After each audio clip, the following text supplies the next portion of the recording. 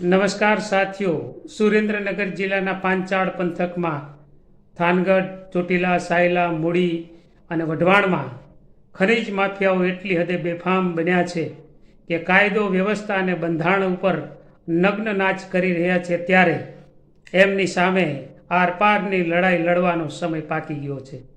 સાથીઓ, હું અમૃત મકવાણા આવતીકાલે 19/7/2024 શુક્રવાર સવારે 11 કલાકે મહામાનવ ડૉક્ટર બાબા સાહેબ આંબેડકરની પ્રતિમા રાજ હોટલ ખાતેથી અર્ધનગ્ન અવસ્થામાં અને ઉઘાડા પગે ચાલીને સુરેન્દ્રનગર કલેક્ટર મારફતે માન્ય મુખ્યમંત્રીશ્રીને 5 માગણીઓ સાથે રજૂઆત કરવા માટે જવાનો છું।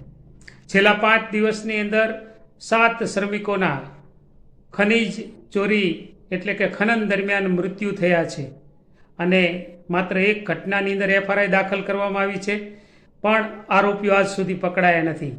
અમને જે માહિતી મળી છે, ઈમાનદાર અને જાંબાજ ઓફિસરે એફઆરઆઈ દાખલ કરી અને એમાં ભારતીય જનતા પાર્ટીના 2 નેતાઓના નામ આરોપી તરીકે દાખલ થયા।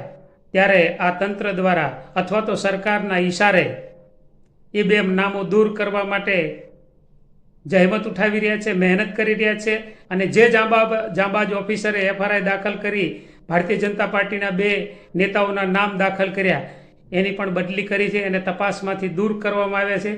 આ કોઈ કાળે ચલવી લેવામાં નહીં આવે।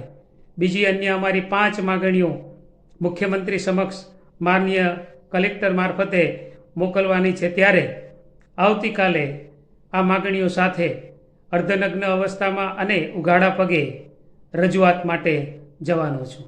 આભાર।